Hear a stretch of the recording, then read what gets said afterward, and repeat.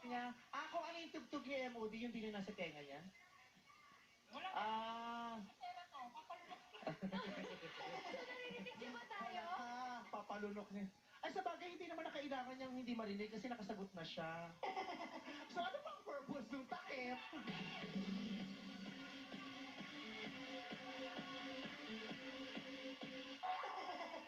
Ha? Siya lang ang nag-request. Ingitera si number 3 ni-request. Dapat pag hindi masyadong maganda, hindi na ingitera. Para daw hindi niya raw marinig yung panglalait mo. Pinagtripan tayo ni number. Marinig naman pala niya. Eto na ang tanong. Sa iyong palagay, ano ang masamang naidulot ng expired na toothpaste sa buhay mo? Siyempre, sasagutin ko yan.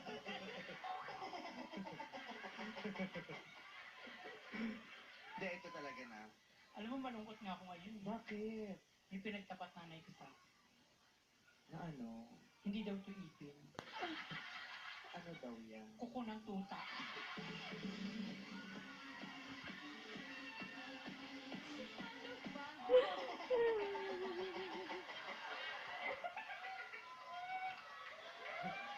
Kinonfirm ko naman eh.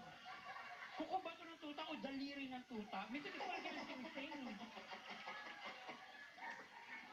Hindi tayo sigurado kung ano talaga yan, pero isa lang ang sigurado ako. Sugo yan ng Diablo.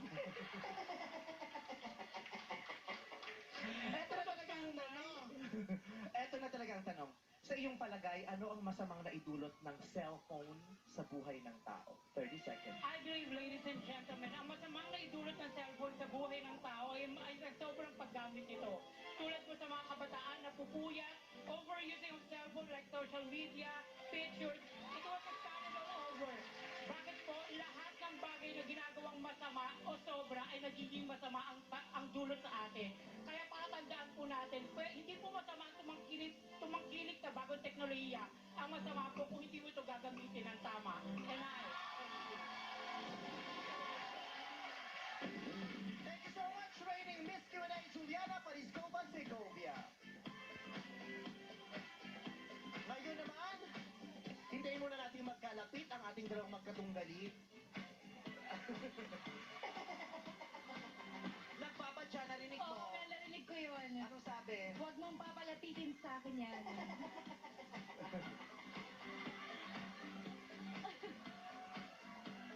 Titigan niyo silang dalawa, madlang people. Ito pa yung hudyat na malapit na talaga ang paghuhukom.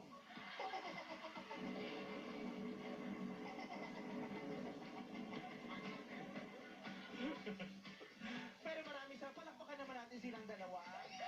Buong puso nila tayo ina-entertain sa husay ang ganda nila. Ngayon ay pakinggan natin ang ating mga hurado. Unahin natin sila hurado Jukes Surcueta and Teddy Corpus. What's up, mga people? Gusto namin ni Teddy yung sagot ni number 3. Si Dudut Jaworski, maliban sa mahilig kami sa basketball, naniniwala kami na yung hold up tsaka yung pagkatamad ay masamang dulot ng cellphone. Pero